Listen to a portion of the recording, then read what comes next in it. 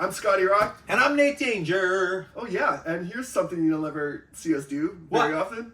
Book reviews. Book reviews? Yeah. Why am I here? Living it all the way. Time to fly, hit the sky like a motherfucker pushing it. It's your house, man. Listen, here's the thing. As much as I love listening to rock and roll, I love to read about it as well. Me too. I love rock and roll biographies. That's all I read. That's all I read too. The only thing I ever read.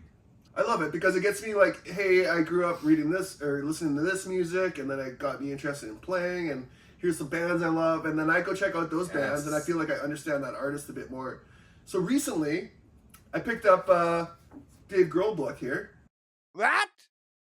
Written by Dave Grohl. He talks about his early years as a punk drummer in all these different bands, starting out hardcore punk bands, the DIY attitude, how it took him to LA with the Scream, and then from there he joined Nirvana, which, how did that end up? I can't remember. I think they sold some records. They sold a couple of records, slightly popular. The singer deceased himself, and then the drummer, you never see this coming, the drummer writes an album, plays on it, plays drums, records the vocals, writes all the songs, does the lyrics, puts it out. And it's the first Foo Fighters album, and it was a great listen. History is made. History is made. The second album for me was a better album, production-wise, songwriting. Color in the Shape. Color in the Shape, man, that was wicked. Unbelievable album. Good mashup of like punk rock, hard rock at the time. You know, probably my top Foo Fighters album. Easily for me. Top, like unbelievable. And then into the third, Learning to Fly. I preferred that album over the first two, but that was it for me. That's too bad. Ever since then, Foo Fighters have always had like tons of stuff on the radio, tons of hits. Yeah. And I just never really got into the albums, maybe because I just hear them on the radio all the time. Here? Supermassive. Yeah, everywhere. And so I got into a Foo Fighters thing, so I wanted to learn about Dave Grohl. And so tell me about the Foo Fighters. Wow. Well, this is just a Dave Grohl book with the Foo Fighters on the cover. Mick Wall here, he pretty much like writes from the headlines. Nothing I hadn't heard before or in the Dave Grohl book. Dave has a bunch of stories that, you know, why I do things, and I'm the leader of this band, I gotta make some decisions, I'm the manager of the record company, the label and all that stuff. He's that one-man show. This kind of rips from the headlines. It says Rock Book of the Year. I don't know about that. I've read some of Mick Wall's other books. They're okay, but again, a kind of high-level overview. Mick Wall's done a lot. He's done lots of books, man. Yeah. I read his AC/DC ones and a few other ones, but I felt like he just kind of Googled the topics, and it's all stuff I've heard before. Yeah. This book... Oh my God.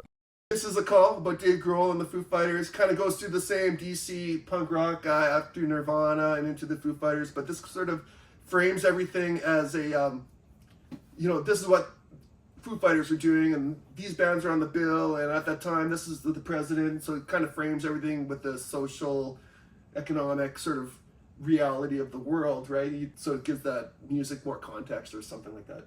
Okay. So, and this book's better researched. They talk to the producers of some of the albums and why they did things, and so this is a little more in depth. And I'd say out of these three books, this is the better read if you're a Dave Grohl Foo Fighters fan. There we go, Foo Fighters book review. So there you go. I've crushed all these books in the last 3 weeks. Now I'm on a cruising through the Foo Fighters discography. Nice. And yeah, I think we should do more book reviews because I love to read about rock and roll as much as I like to listen to it. Absolutely. I've got a ton of books that I've read in the past about bands and stuff, and that's to me that's my biggest interest. Yep. Is if I'm gonna read a book and I'm gonna invest the time. I'm not a big reader, granted, since Super Fudge back in the day, and Judy Blume, Ramona the Brave, Harry Potter. You're not Harry Potter. I'm not Harry Potter. What's the Potter guy? That was the drummer. Remember that book? What are you talking about? Okay, I read this book as a kid, and he's like a drummer, and he's always sneaking off and playing gigs. He's on a band trip with his school, and he's... I don't know. Okay, well. I'm talking about Ramona the Brave and Judy Blume. Well, I'm glad you... Anyways. But yeah, Sweet Valley High. Remember Sweet Valley High? Yes. I was in grade 6, I'd read Sweet Valley High. Oh, man. Because all the girls would read it, and then I had someone to talk to the girls. Oh, yeah. But anyways, since then, all I read is like rockumentary books. I love it. Yeah, so I think that's a good idea. Yeah. Let's start doing some book reviews. So there you go. Check out the Foo Fighters, Dave Grohl books. You heard it straight from Scotty Rock. If you like what you read, check them out online. Top of the rock. They might have some potential. So Do it. Kill it. kill it. Okay, Get your books. read on. Get your read on. We need a catchphrase. Could it be? Like, I don't know. What's the word? No. Yeah. Rock your bookworm? I don't know. Rock out with your book out. With your worm out. Rock out with your worm out. Okay, so there you are. Book reviews. Okay. It's fun. I think we should review a book down the road. That means I gotta read more. I know. That's a problem. Let me know when you're done. That's a I'll crush it. problem. Okay, bye.